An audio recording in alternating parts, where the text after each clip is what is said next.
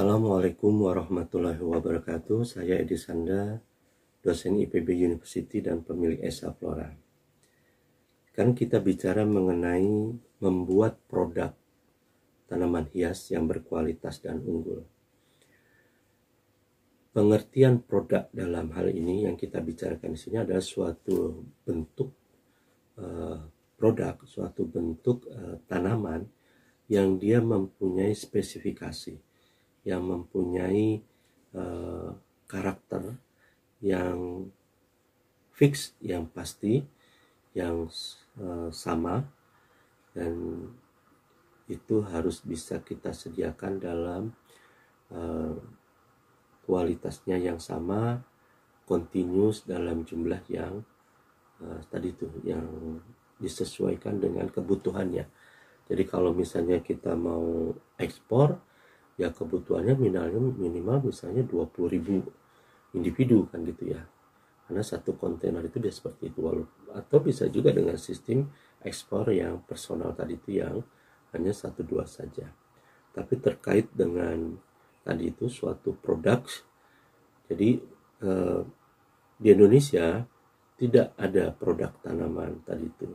Jadi hanya perusahaan-perusahaan besar yang dia mampu membuat produk.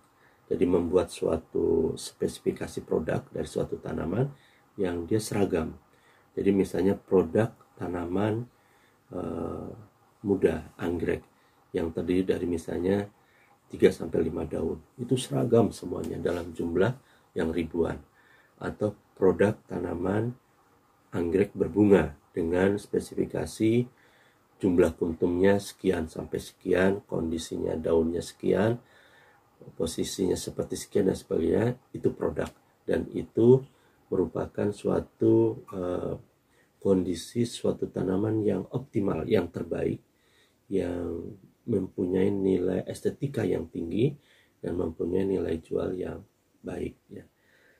Nah, harusnya dengan demikian kondisi yang di Indonesia kita tidak mampu membuat produk. Yang ada adalah tanaman hasil potong, ini tanaman yang kecil, ini tanaman yang gede, ini tanaman yang lebih dewasa lagi dan sebagainya. Tidak ada produk, karena tidak bisa kita mengeneralisasi misalnya bibit 2-3 daun seperti itu. Nah, hal ini bisa dilakukan dengan teknologi kultur jaringan ya, terkait dengan keseragaman, terkait dengan jumlah besar, terkait dengan target, terkait dengan kualitas dan sebagainya. Nah, sekarang terkait dengan produknya tadi itu, bukan kaitannya dengan tadi itu jumlahnya dan sebagainya, tapi maksudnya di sini kita bisa membuat bentukan-bentukan dari tanaman hias tadi itu yang spesifik, yang unggul, yang bisa mempunyai nilai jual yang baik, yang mampu meningkatkan nilai tambah dari bahan tanaman yang kita miliki ya.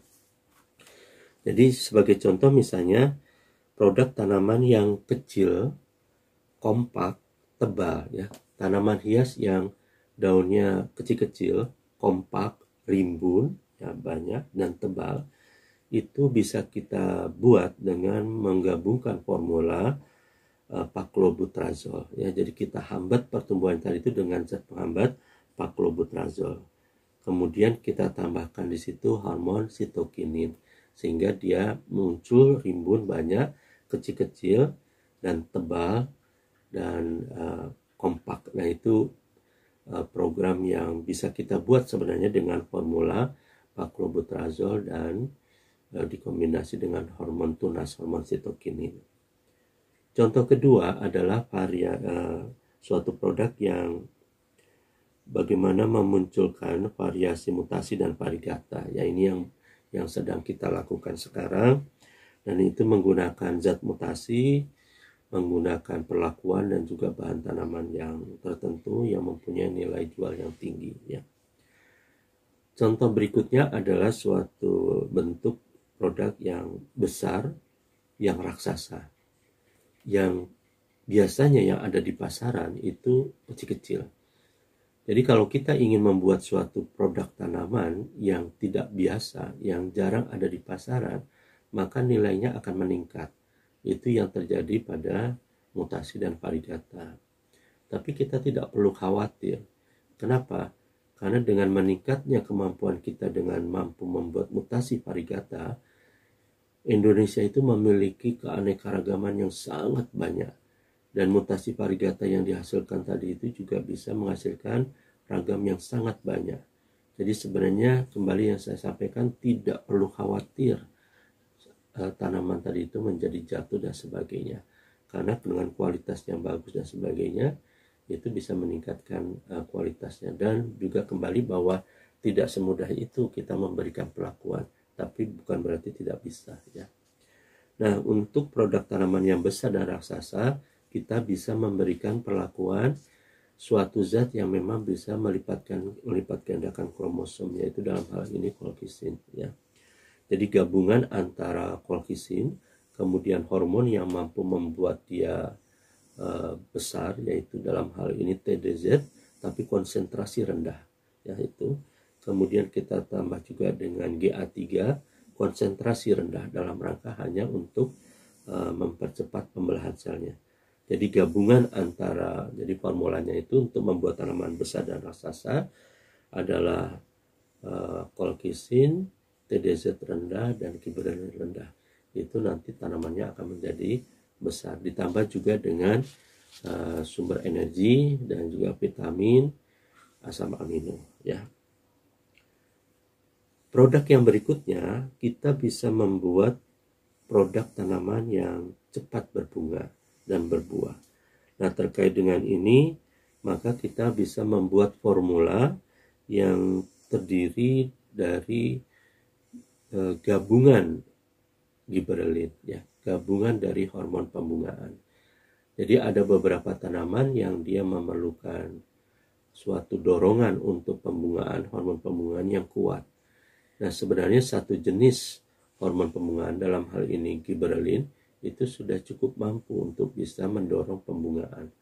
Tapi kondisi fisiologi, kondisi tanaman tadi itu juga sangat beragam, dan tidak cukup si hormon tadi ini yang bisa membungakan. Jadi ada suatu kondisi-kondisi lain yang juga menjadi prasyarat wajib untuk bisa membungakan dan membuahkan ya. Tapi gabungan dari gibberellin itu merupakan suatu formula yang sangat hebat, yang dalam tanda kutip bisa membungakan apapun ya, kecuali kondisi-kondisi tanaman yang spesifik yang menyebabkan dia tidak bisa berbunga. Itu nanti kita jelaskan di waktu yang lain. Nah, berarti sebenarnya dalam hal ini yang ingin saya sampaikan, kita harusnya berpikir bagaimana membuat suatu produk tanaman yang tidak biasa, yang jarang, yang unik. Nah, itu sebenarnya formulanya bisa kita buat, dan itu bisa kita setting dan bisa kita rencanakan, sehingga jadilah suatu produk tanaman yang indah, yang fantastik, yang langka, yang unik, dan itu mempunyai nilai jual yang tinggi. Terima kasih.